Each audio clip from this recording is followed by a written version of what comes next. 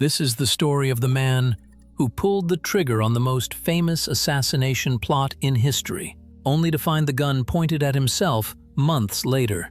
On the night of July 20th, 1944, General Friedrich Fromm stood in a dark Berlin courtyard and ordered the execution of Claus von Stauffenberg, his own chief of staff. He wasn't killing a traitor to save Hitler, he was killing a witness to save himself. But before we get to that fatal night, if you enjoy exploring history's darkest moments, take a second right now to hit subscribe. To understand why Fromm mattered, you have to look at his specific role in the Nazi war machine. He wasn't a field marshal moving tanks on the Eastern Front. He was the commander of the replacement army, the Ersatzheer. This meant he controlled the flow of every new soldier, every weapon, and every reserve unit inside Germany itself.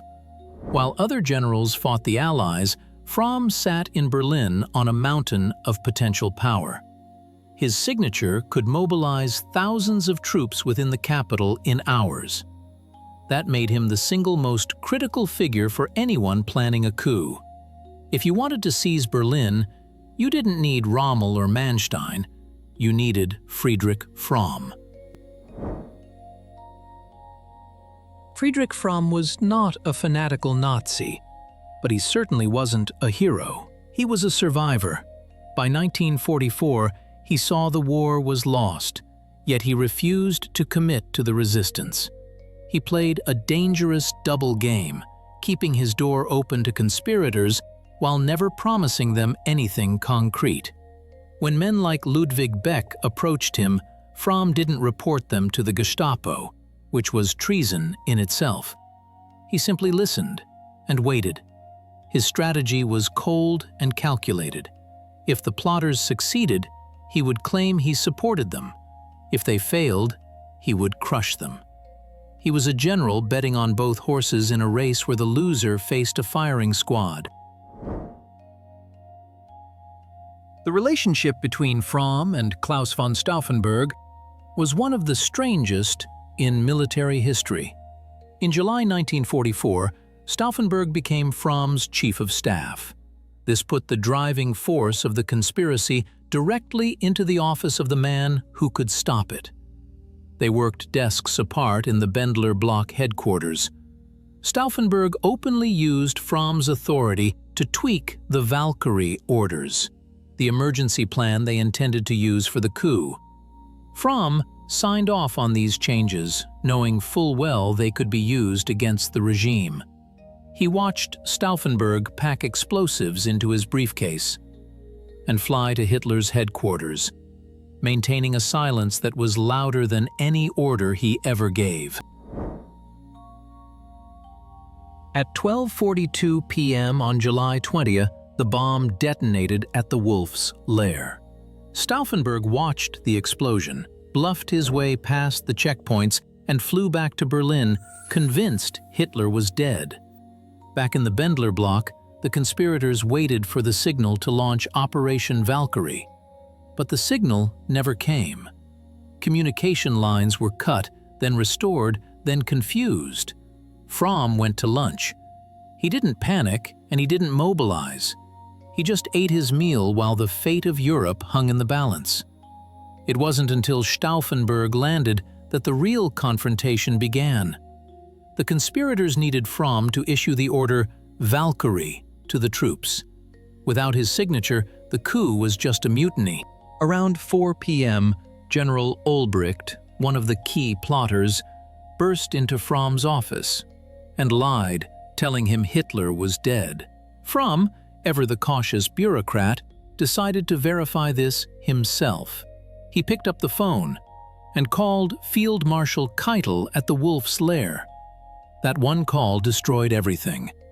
Keitel answered and told Fromm not only that Hitler was alive, but that he had suffered nothing more than minor burns. Fromm slammed the phone down. The gamble had failed. He looked at Olbricht and refused to issue the Valkyrie order. The fence-sitter had finally chosen a side, and it wasn't the one his subordinates were hoping for. When Stauffenberg arrived at the headquarters, the situation exploded. He shouted that Keitel was lying and that Hitler was dead. Fromm didn't buy it. He told Stauffenberg to shoot himself, a suggestion that didn't go over well. A physical struggle broke out. The conspirators realized Fromm would never join them now, so they pulled their pistols and formally arrested their own commander. Fromm was locked in a side room, cut off from his telephone and his troops. For the next few hours, he paced in that small office, a prisoner in his own headquarters, listening to the sounds of a coup that was rapidly unraveling outside his door. As evening fell, the coup disintegrated. The news of Hitler's survival spread across the radio waves, and the troops Fromm commanded began to question their orders. Loyal Nazi officers within the Bendler Block building realized the wind was changing. They armed themselves and stormed the offices where Stauffenberg and the others were frantically trying to salvage the operation. A brief shootout erupted in the hallways, shots cracked against the plaster, and Stauffenberg was wounded in the shoulder. The Loyalists overwhelmed the plotters and rushed to the room where Fromm was held. They unlocked the door, and the prisoner emerged. He was back in command, and he was terrified. Fromm knew exactly what his position looked like. He had allowed the plot to happen under his nose. He had to prove his loyalty instantly, or he would be next. He marched into the office, where the conspirators were being held at gunpoint.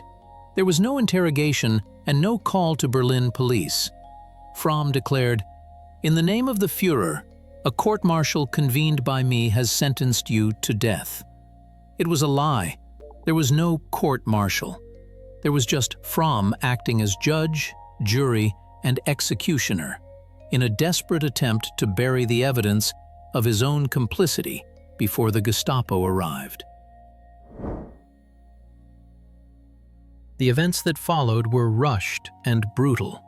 Fromm allowed General Beck to keep his dignity and attempt suicide in the office, though Beck failed and had to be finished off by a sergeant. The others, Stauffenberg, Ulbricht, Heften, and Merz von Quirnheim, were marched downstairs to the inner courtyard. It was pitch black. Fromm ordered staff cars to park with their headlights shining on a pile of sand in front of a brick wall. The engines idled, casting long, jittery shadows. The firing squad of 10 men took their positions. There were no blindfolds, and there was no priest. Just the glare of headlights and the smell of exhaust.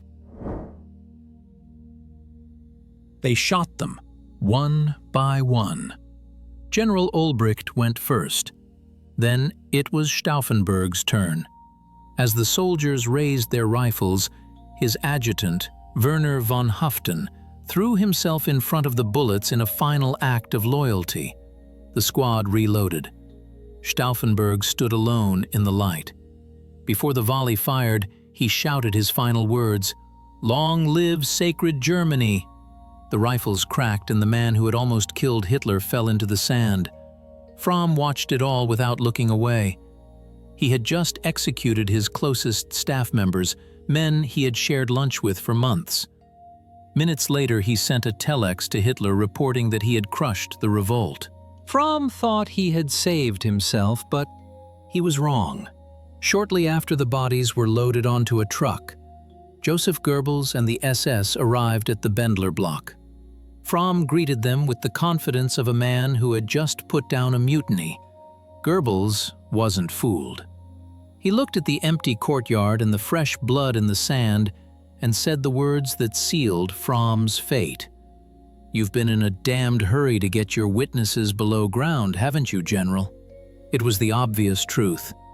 By killing the ringleaders, Fromm had silenced the only people who could testify about how much he really knew. The next morning, the facade crumbled completely.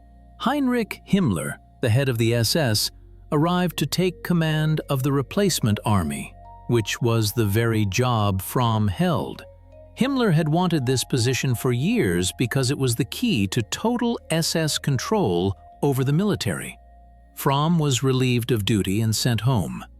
But he wasn't free. On July 22nd, just 2 days after the execution, he was arrested. The Gestapo began tearing apart his life. They found that while he hadn't planted the bomb, he had been guilty of something the Nazis hated almost as much as treason: hesitation. They realized he had waited to see who would win. The trial of Friedrich Fromm was an oddity in the Third Reich. Most plotters were dragged before the People's Court, screamed at by Judge Roland Freisler, and humiliated before being hanged with piano wire. Fromm was treated differently. Because he had executed the conspirators, the court couldn't technically prove he was one of them. Instead of high treason, they charged him with cowardice before the enemy. The argument was that he should have arrested them sooner rather than waiting. It was a semantic distinction that led to the same result of death. But the charge of cowardice stung the proud Prussian general, more than being called a traitor ever would have. On March 12, 1945, with the Russian army already closing in on Berlin, Friedrich Fromm was led out to a firing squad at Brandenburg-Gordon prison.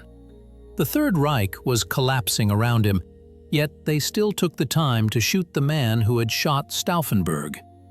His execution mirrored the one he had ordered 8 months earlier. He refused a blindfold. His last words were reported to be, "I die because it was ordered. I had always wanted only the best for Germany." It was a final, pathetic attempt to claim the moral high ground.